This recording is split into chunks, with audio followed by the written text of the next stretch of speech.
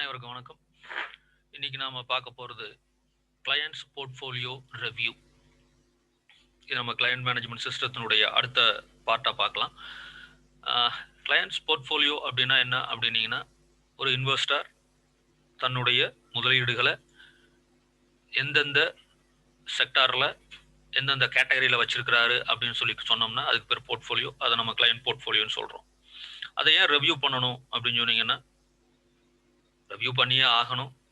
காரணம், நீங்க மட்டும் இல்லை, வெளிப்புற சூழல் உங்களை தூண்டுது ரிவ்யூ பண்றதுக்கு. ஏன்னா மார்க்கெட் அப்படிங்கிறது டைனமிக். மார்க்கெட் நிரந்தரமானது கிடையாது. அந்த மார்க்கெட்ல இருக்கின்ற நபர்களுடைய நோக்கங்கள், காரணங்கள் மாறிக்கிட்டே இருக்குது. அரசாங்கத்தினுடைய பாலிசிஸும் மாறிக்கிட்டே இருக்குது. நிர்வாகங்களுடைய பாலிசியும் மாறுது, நிறுவனங்களோட பாலிசியும் மாறுது.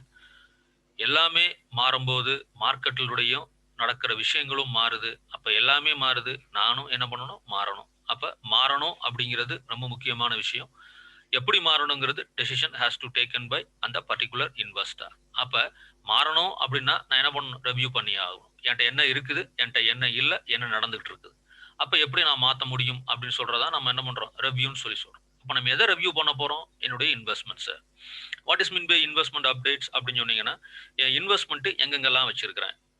நான் வந்து இன்வெஸ்ட்மெண்ட் ஈக்விட்டியில் வச்சிருக்கேனா, டெட்ல வச்சிருக்கேனா, கோல்டில் வச்சிருக்கேனா, ரியல் எஸ்டேட்ல வச்சிருக்கேனா.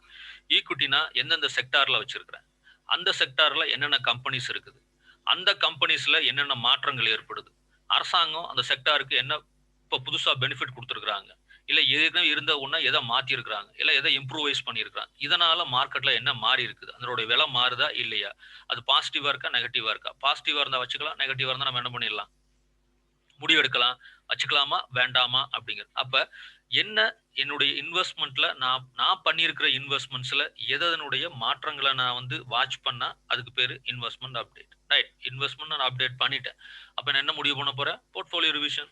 வேணும்னா அந்த இன்வெஸ்ட்மெண்ட்டை வச்சுக்கலாம், வேண்டாம்னா நம்ம என்ன பண்ணிடலாம்? வித்துடலாம். அப்ப இந்த போர்ட்ஃபோலியோ ரிவிஷன் அப்படிங்கிறது இன்னெவிட்டபிள்.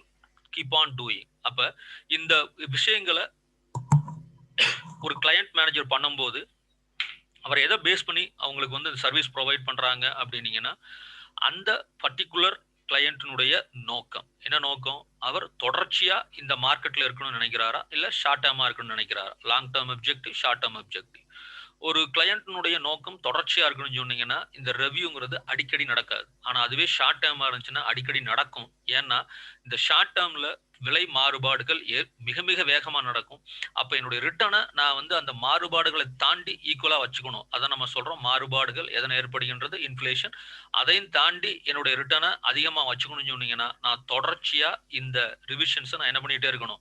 செஞ்சுக்கிட்டே இருக்கணும். ஸோ என்னுடைய இன்வெஸ்ட்மெண்ட் ரிவ்யூங்கிறது அல்லது என்னுடைய கிளையண்ட் போர்ட்ஃபோலியோ ரிவ்யூங்கிறது எதை பேஸ் பண்ணி இருக்குன்னு சொல்லி சொன்னீங்கன்னா, நான் எங்க இன்வெஸ்ட் பண்ணியிருக்கிறேன், அந்த இன்வெஸ்ட்மெண்ட் என்ன நோக்கத்திற்காக வச்சிருக்கிறேன், அந்த இன்வெஸ்ட்மெண்ட்டுங்கிறது நீண்ட காலத்திற்கா குறுகிய காலத்திற்கா அப்படிங்கிற அடிப்படையில இந்த ரிவ்யூ நாம என்ன பண்ணணும்? தொடர்ச்சியா நாம என்ன பண்ணிடணும்? செஞ்சுக்கிட்டே இருக்கணும். நன்றி.